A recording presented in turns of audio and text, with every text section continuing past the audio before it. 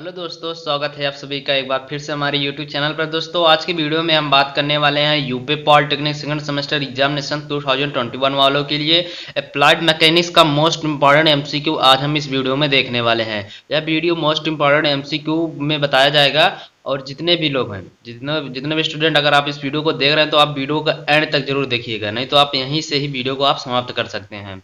क्योंकि दोस्तों जब आप आधा अधूरा वीडियो देखते हैं तो आप नीचे कमेंट करते हैं कि सर इसमें क्वेश्चन नहीं समझ में आ रहा है। तो आप जब तक आप पूरा वीडियो देखेंगे नहीं तब तक आपको क्वेश्चन समझ में आएगा नहीं। तो इसलिए आप वीडियो को बिना स्किप किए एंड तक देखते रहिएगा। और साथ ही साथ अगर आप इसका पीडीएफ लेना चाहते हैं तो आप हमारे टेलीग्राम चैनल से ज्वाइन हो जाइए। वहाँ पर आपको सभी प्रकार के पीडीएफ प्रोवाइड कराए जाते हैं और सभी प्रकार के नोटिफिकेशन भी प्रोवाइड कराए जाते हैं कि जैसे कि हम कब लाइव आते हैं, अदर लाइक इसी सब से रिलेटेड वहाँ पर बात भी हो जाती है टेलीग्राम पर। तो आप टेलीग्राम चैनल को ज्वाइन करने के लिए आप नीचे डिस्क्रिप्शन में लिंक दे दिए गए हैं, वहाँ से आप चेकआउट कर सकते हैं हमारा टेलीग्राम चैनल।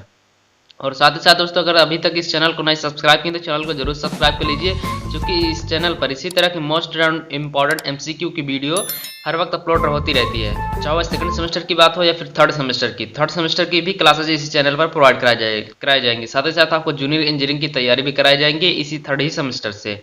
तो आप चैनल को जरूर सब्सक्राइब करके ही रखिए। चलिए दोस्तों आज का हम वीडियो स्टार्ट करते हैं। आज का हमारा पहला क्वेश्चन है दोस्तों कि बल जिसके कारण पिंड पृथ्वी, यानी जो बल है कि जिसके कारण पिंड पृथ्वी के केंद्र की ओर आकर्षित करती है, क्या कहलाता है।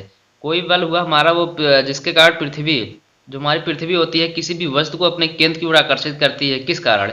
भार होता है कि बल में जो वस्तु में भार होता है इसलिए, या फिर आवेगी बल के कारण, या फिर द्रव्यमान में, या फिर संवेग, किसके कारण उत्पन्न होता है। और साथ ही साथ दोस्तों आपको जितने भी क्वेश्चन का आंसर पता हो आप नीचे कमेंट करके जरूर बताइएगा। और लास्ट में आपसे एक क्वेश्चन पूछा जाएगा जिसका आंसर आपको नीचे कमेंट बॉक्स में कंपलसरी देना है। तो अब चलिए देखते हैं इसका आंसर क्या हो जाएगा दोस्तों। बल जिसके कारण पृथ्वी अपने केंद्र की ओर आकर्षित करती है।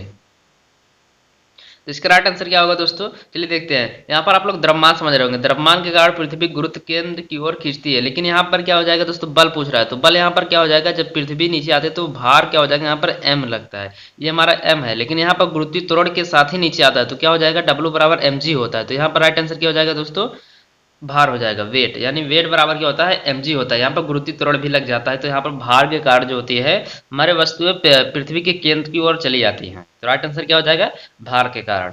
अब चलिए अगला क्वेश्चन देखते हैं।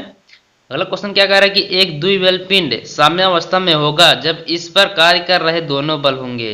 यानी एक द्विबल पिंड, यानी कोई एक हमारा पिंड है, इस पर जो दो बल कार्य कर रहे हैं वो साम्यावस्था में होगा जब किस तरह से बल कार्य करेंगे। संरेख की अवस्था में करेंगे तब कि परिमाण के बराबर, या फिर विपरीत दिशा में, या फिर उपरोक्त सभी। चलिए एक को देख लेते हैं। संरेख हमारा क्या है, यानी एक ही बिंदु पर कार्य करता है, यानी हमारा दोनों बल एक ही बिंदु पर कार्य कर रहा है। तो क्या हो जाएगा, यहाँ पर भी पिंड हमारा क्या हो जाएगा, साम्यावस्था में रहेगा। और दूसरा कह रहा है कि परिमाण के बराबर, यानी इसका परिमाण अगर हम m मान लें और इन दोनों बलों का जो परिमाण होगा ये भी m हो जाएगा। तो यहाँ पर दोनों भी साम्यावस्था में होंगे। तो और विपरीत दिशा में कह रहा है अगर हम एक बल इस तरफ लगाते हैं और एक बल इस तरफ लगाते हैं तो क्या हो जाएगा, तब पर भी साम्यावस्था में रहेगा। तो इसका राइट आंसर क्या हो जाएगा दोस्तों, उपरोक्त सभी हो जाएगा। यानी उपरोक्त सभी दशाओं में क्या होती है, हमारे पिंड साम्यावस्था में रहेगी। चाहे वह संरेख अगर बल लगाएंगे तब पर भी साम्यावस्था में रहेगी, या फिर जो वस्तु का परिमाण है परिमाण के बराबर लगाएंगे तब पर भी, या फिर विपरीत दिशा में लगाएं तो विपरीत दिशा में भी बराबर रहता है, साम्यावस्था में रहता है। राइट आंसर क्या हो जाएगा, उपरोक्त सभी दशाओं में हमारे क्या है, जब द्विबल पिंड अगर कार्य करता है इन सभी संरेखन में, या फिर परिमाण के बराबर, या फिर विपरीत दिशा में, तो वहां पर क्या होता है, पिंड हमारे साम्यावस्था में बनी रहती है, यानी विरामावस्था में रहती है। चलिए इस तरह हम अगला क्वेश्चन देखते हैं। आई होप समझ में आ गया होगा। चलिए देखते हैं और अपने सभी दोस्तों के साथ शेयर कर दीजिए। चलिए यहाँ पर कह रहा है कि बल दो, यानी बल जो एक दूसरे के समकोण पर कार्य कर रहे हैं तो उनका परिणामी बल होगा। यानी एक बल हमारा 6 न्यूटन दे रहा है, दूसरा 8 न्यूटन का दे रहा है। तो यानी दो बल हैं जो एक दूसरे के समकोण पर कार्य कर रहे हैं तो उनका परिणामी ज्ञात करना है। समकोण के लिए क्या होता है हमारा, जैसे मान लीजिए हमारा ये हुआ, एक बल ये हमारा हुआ और दूसरा बल ये रहा हमारा, यहाँ पर 90 डिग्री का कोण कर रहा है। तो क्या हो जाएगा, ये हमारा कितना बल है, 8 न्यूटन दे रहा है और ये 6 न्यूटन दे रहा है। तो इसका परिणामी बल कितना होगा, इसका परिणामी पूछ रहा है, इसी बल को पूछ रहा है कितना होगा। चलिए इसको देखते हैं। इसका परिणामी बल क्या हो जाएगा, हम यहाँ पर P है, यहाँ पर Q है, यहाँ पर R है। तो क्या हो जाएगा, PR हमारा पूछ रहा है। PR बराबर का होता है, परिणामी बराबर अंडर रूट हो जाएगा PQ स्क्वायर प्लस हो जाएगा QR स्क्वायर। तो इस हिसाब से क्या है, PQ का हमारा कितना दे रहा है, 6 न्यूटन दे रहा है, और यहाँ पर हमारा कितना दे रहा है, 8 न्यूटन। तो इन अगर सॉल्व करेंगे तो कितना आ जाएगा दोस्तों, आ जाएगा अंडर रूट 100 आ जाएगा, क्योंकि 6×6 = 36, 6 का वर्ग 36 हो जाएगा, 8 का वर्ग 64 हो जाएगा, 36 और 64 100 हो जाएगा, अंडर रूट में आ जाएगा 100, 100 को अंडर रूट से हटाएंगे तो कितना आ जाएगा 10 आ जाएगा। तो राइट आंसर क्या हो जाएगा 10 न्यूटन का बल होगा। यानी जब दो बल एक दूसरे के समकोण पर कार्य करते हैं उनका परिणामी क्या हो जाता है, यही हो जाता है। फार्मूला है ये दोस्तों, फार्मूला बेस्ड है क्वेश्चन। चलिए समझ में आ गया हो गया। चलिए अगला क्वेश्चन देखते हैं। अगला क्वेश्चन कह रहा है कि बल आघूर्ण का मात्रक है। बल आघूर्ण का मात्रक पूछ रहा है किलोग्राम मीटर है या फिर किलोग्राम प्रति सेंटीमीटर स्क्वायर है या फिर न्यूटन मीटर है या फिर डाइन है। तो आपको किस में पूछ रहा है, एसआई पद्धति में पूछ रहा है। तो चलिए इसको देख लेते हैं कि बल आघूर्ण बराबर क्या होता है, एफ इंटू आर होता है। एफ का मात्रक हमारा कितना होता है, एसआई में क्या होता है, न्यूटन होता है, तो न्यूटन हो जाएगा। और आर का मात्रक क्या होता है एसआई में, तो मीटर होता है, तो क्या हो जाएगा न्यूटन मीटर हो जाएगा। तो राइट आंसर क्या हो जाएगा newton meter square, sorry square नहीं होगा, न्यूटन मीटर होगा। और डाइन हमारा किसका मात्रक है, नीचे कमेंट करके बताइए आप लोग। अगला क्वेश्चन चलिए देखते हैं। अगला क्वेश्चन कह रहा है कि एक लिफ्टिंग मशीन में जब भार 0.5 मीटर उठाता है, यानी कोई भार है 0.5 मीटर उठाता है, ये हमारा डब्ल्यू दे रखा है, तथा आयास को 3.0 मीटर चलना पड़ता है, तब मशीन का वेग अनुपात ज्ञात कीजिए। वेग अनुपात क्या होता है, इसका फार्मूला क्या होता है दोस्तों, V into R, sorry V R बराबर क्या हो जाता है हमारा यहाँ पर पी अपान हो जाता है डब्ल्यू। पी हमारा क्या है यहाँ पर 3.0 हो जाएगा और डब्ल्यू हमारा होगा 0.5 हो जाएगा।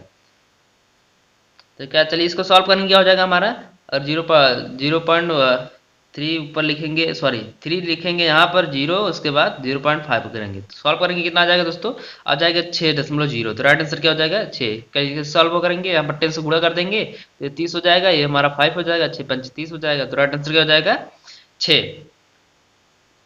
अब चलिए अगला क्वेश्चन देखते हैं। तो ये रहा दोस्तों हमारा अगला क्वेश्चन। अगला क्वेश्चन कह रहा है कि यांत्रिक लाभ, यांत्रिक लाभ यानी मैकेनिकल एडवांटेज, यांत्रिक दक्षता यानी क्या हो जाएगा हमारा ईटा। यांत्रिक दक्षता किससे पता करते हैं, ईटा से।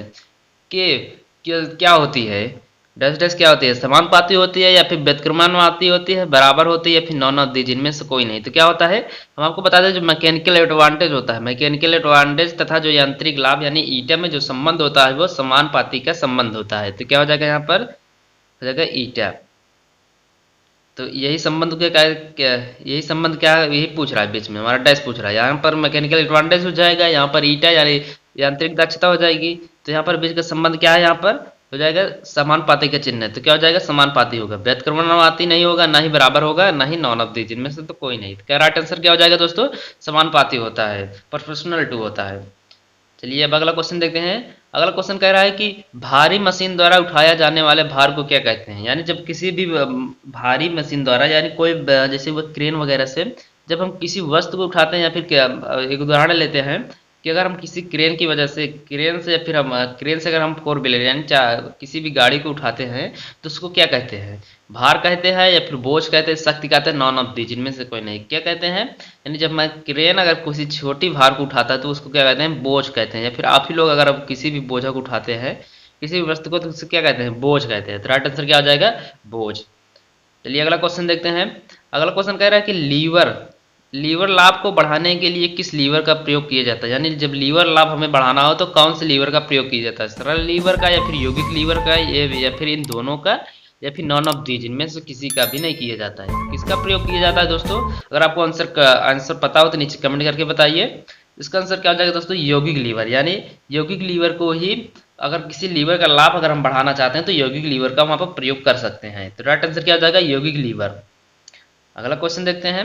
अगला क्वेश्चन कह रहा है कि तृतीय वर्ग के उत्तोलक में प्रयास भुजा हमेशा बोझ भुजा से कैसे होती है, कम होती है या फिर ज्यादा होती है, नियत होती है, नॉन ऑफ दी। यानी जो तृतीय वर्ग के उत्तोलक हैं उसमें प्रयास तथा प्रयास की भुजा हमेशा बोझ की भुजा से कैसे होती है, क्या होती है, कम होती है। तो राइट आंसर क्या हो जाएगा, कम होती है, यानी छोटी होती है। चलिए अगला क्वेश्चन देखते हैं। इसमें पूछ रहा है वेगानुपात के कौन सा कथन सत्य है। यानी वेगानुपात वेलोसिटी रेशियो का कौन सा कथन सत्य है, अभी हमने आपको बताया पिछले क्वेश्चन में।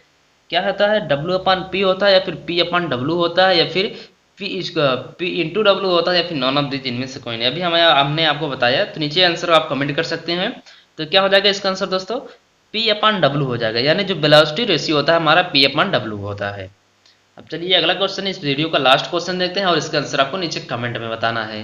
तो क्या हो जाएगा हमारा उपलब्ध ऊर्जा, यानी आउटपुट ऊर्जा एंड दत्त ऊर्जा, जिसको इसके दो जो दी जाती है, यानी इनपुट ऊर्जा, इनपुट एनर्जी के अनुपात को क्या कहते हैं? आउटपुट आउटपुट जो होती है एनर्जी तथा इनपुट की एनर्जी के अनुपात को क्या कहते हैं? इसको क्या कहते हैं? मशीन की दक्षता कहते हैं, या फिर यांत्रिक लाभ कहते हैं, या फिर वेगानुपात कहते हैं, या फिर नॉन ऑफ दी, जिनमें से कोई नहीं। तो राइट आंसर क्या है दोस्तों, नीचे कमेंट बॉक्स में आपको बताना है। और साथ ही साथ दोस्तों आज इस वीडियो का लास्ट क्वेश्चन है, तो आप इसका आंसर आप नीचे कमेंट करके बताइए। अगर आपको नहीं पता तो हम टेलीग्राम चैनल पर इसका आंसर प्रोवाइड करा देते हैं, तो आप टेलीग्राम चैनल को चेकआउट कर दीजिए, नीचे डिस्क्रिप्शन में लिंक है। और साथ ही साथ अभी तक चैनल को नहीं सब्सक्राइब किया तो चैनल को जरूर सब्सक्राइब कर लीजिए, क्योंकि इस पर थर्ड सेमेस्टर की भी क्लासेस प्रोवाइड कराई जाएंगी, साथ ही साथ जूनियर इंजीनियरिंग की भी तैयारी कराई जाएंगी। तो चैनल को सब्सक्राइब करके ही रखिए और वीडियो को लाइक कर दिए। अगर आपको वीडियो कैसा लगा आज का सेशन, तो आप नीचे कमेंट बॉक्स में जरूर बताइएगा। चलिए दोस्तों, आज की वीडियो यहीं पर एंड करते हैं, मिलते हैं फिर किसी वीडियो